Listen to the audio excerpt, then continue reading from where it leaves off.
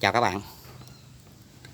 Hôm nay mình chia sẻ với các bạn một chút xíu về cái cách lau cầu mới cho thùng ong nha các bạn nha. Bây giờ không có rảnh nên mình không có làm được video. Công việc lu bu quá các bạn ơi.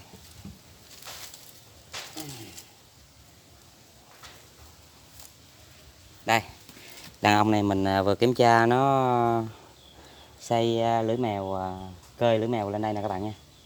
Mình ngắt xuống nè. Rồi mình thấy vậy thôi để mình sẵn đây mình chia sẻ với các bạn luôn. Thùng này thì mình nuôi được tầm 10 ngày thôi các bạn.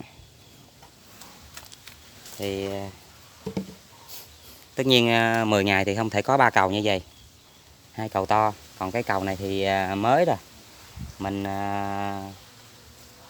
hôm trước mình mắc lu bu quá, mình thảy đại cái cầu vô đây. Để nó có tiện nó xây thì nó xây. Thì tất nhiên không phải là đàn nào các bạn muốn bỏ cầu vô là bỏ. Các bạn phải đợi khi con ong mà nó muốn xây thêm cầu thì các bạn hãy bỏ. Đây cho các bạn xem.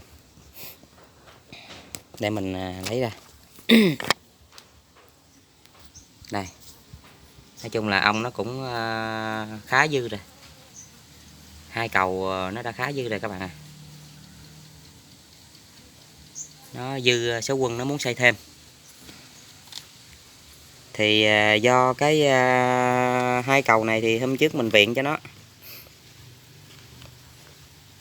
Thì nó đã nở ra hết rồi. Thì nó bơm toàn là mật không trong đó. Đây để mình gắn lên là mình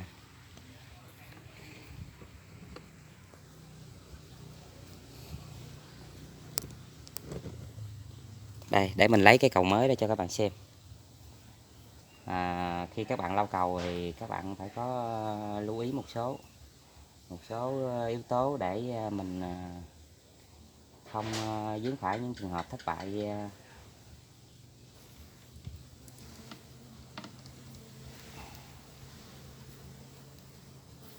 Đây là cái cầu mới này các bạn.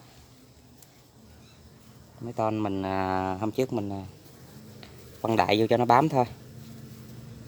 Thì đây không phải là những cái đàn mới các bạn bắt về các bạn bỏ cầu vô là nó sẽ xây đâu. Một số trường hợp nó sẽ không xây. Và một số trường hợp nó sẽ cắn bỏ cái này. Do đó là các bạn phải lưu ý chút xíu. Để mình bấm ở đây lỗ. Đây con ong nó chui qua chui lại dễ nha các bạn nha. Đây. Cho con ong nó có cái đường chui qua chui lại nó đỡ khó chịu. Giữa 2 cái cầu để mình đem 2 cái cầu ra cho các bạn xem. Cái thứ nhất thì mình đã đem rồi. Và cái thứ hai. Đây là cái thứ hai nè các bạn.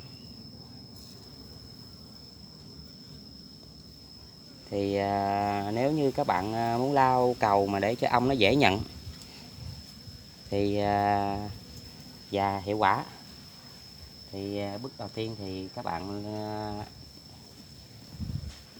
đẩy một cái cầu này vô. Đối với những đàn ong nó đã xây trên chân tầng rồi, đàn ong cũ nó đã xây trên chân tầng rồi thì nó rất dễ nha các bạn nha. Các bạn lau kiểu gì thậm chí các bạn bỏ ngoài bìa này nó vẫn xây.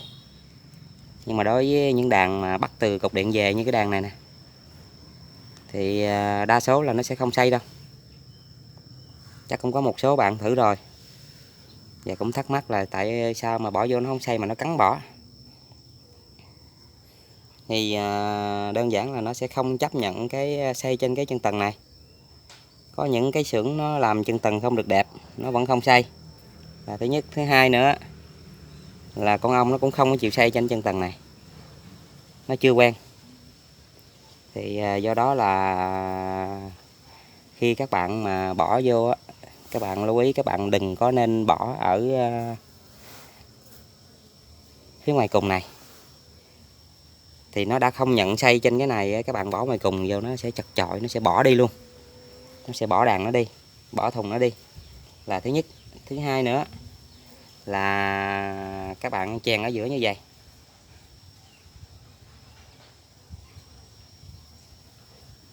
Đây, để mình chèn ở giữa cho các bạn xem. Đây là cái cầu mới nha các bạn nha.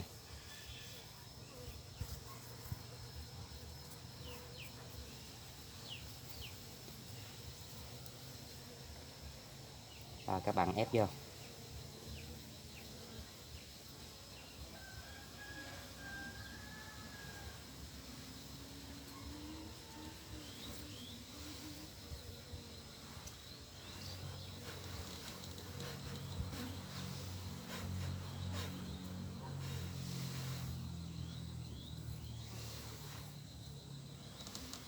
Đây, xong các bạn.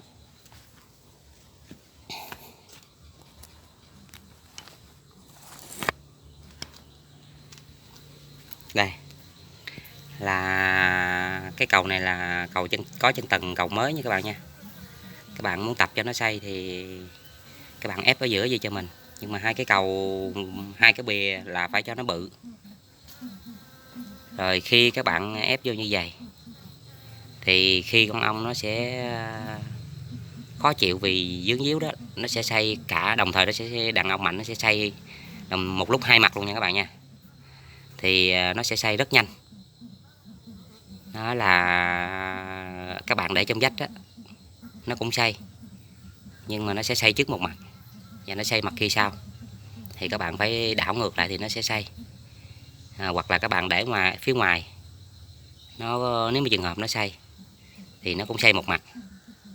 Còn nếu các bạn chèn vô giữa như vậy, cái cầu đỏ nè các bạn thấy cái cầu đỏ không, là nó sẽ xây đồng thời, nó sẽ xây một lúc hai mặt luôn. Nhưng mà nó lại có một cái nhược điểm là các bạn cần phải lưu ý là khi các bạn đặt cái cầu có chân tầng mới này vô ở khoảng giữa hai cái cầu thì nó có một cái nhược điểm là khi các bạn bỏ vô mà cái đàn ong nó không chấp nhận xây trên chân tầng như vậy, nó sẽ dẫn tới cái tình trạng gọi là tạo chúa. Vì sao? Vì con chúa nó sẽ không bò qua phía bên đây, hoặc là con chúa trong đây thì nó lại không bò ra ngoài, thì dẫn tới cái trường hợp gọi là nửa đàn bị mất chúa. Thì nó sẽ làm chúa cấp tạo, nó tạo mu chúa. Thì cái này thì mình lại thất bại. Do đó là khi các bạn lao ở giữa này thì rất có lợi. Có lợi ở cái chỗ là ong nó sẽ xây một lúc hai mặt. Nhưng mà nó có hại ở một cái nhược điểm gọi là nếu như đàn ong không chấp nhận là nó một trong hai cầu này, cầu nào có chúa thì thôi, cầu nào không có chúa nó sẽ tạo mu chúa. Là thứ nhất. Thứ hai nữa, con chúa nó không bò vào đây nó đẻ được thì nó lại thất bại. Do đó các bạn phải lưu ý là trong vòng khoảng tầm 3 tới 4 ngày sau, các bạn phải kiểm tra một lần nữa xem cái cầu này con ong nó có xây hay không. Nếu như mà nó không xây thì mình phải gỡ ra, mình cho cái đàn khác nó xây hộ, nó xây phụ cho mình, bỏ vô cái đàn mà nó đã xây dây chân tầng rồi đó, cho nó xây khoảng được khoảng chừng 50 tới 60% cái cầu. Thì các bạn rút ra, các bạn bỏ qua đây, chắc chắn 100% nó sẽ xây tiếp nha các bạn nha. Đó là trường hợp mà mình chia sẻ nãy giờ cho các bạn. Còn không thì các bạn có thể đặt vô trong vách trong đây thử. Các bạn đặt vô trong cùng, các bạn đặt thử trong cùng này. Thì khoảng 5 ngày sau các bạn đem ra kiểm tra. Nếu như con ong nó chấp nhận nó xây thì sau đó các bạn đem vô giữa này thì nó sẽ xây nhanh hơn nha các bạn nha. Đó, do đó thì các bạn cần phải kiểm tra sau 5 ngày để mình biết cái kết quả là con ong nó có xây hay không. Thì mình biết đường mình khắc phục nha các bạn nha. Thì nội dung hôm nay thì mình chia sẻ thì cũng chỉ có bấy nhiêu thôi. Thì đối với các trại ong thì người ta biết cách hết rồi. Còn mình thì mình tập trung mình chia sẻ đối với những anh em mới tập nuôi 1-2 thùng đó, nuôi giải trí thôi. Thì mình cũng là dân nuôi giải trí thôi, cũng nuôi một số ít thôi. Thì mình học hỏi được cái gì thì mình lại chia sẻ cho các bạn. những bạn đi sau, những bạn mới làm, thì cái mẹo của mình ở cái video ở bên kênh Sơn Bắc Đồng Nai thì mình cũng có chia sẻ rồi, là cái cách lau cầu.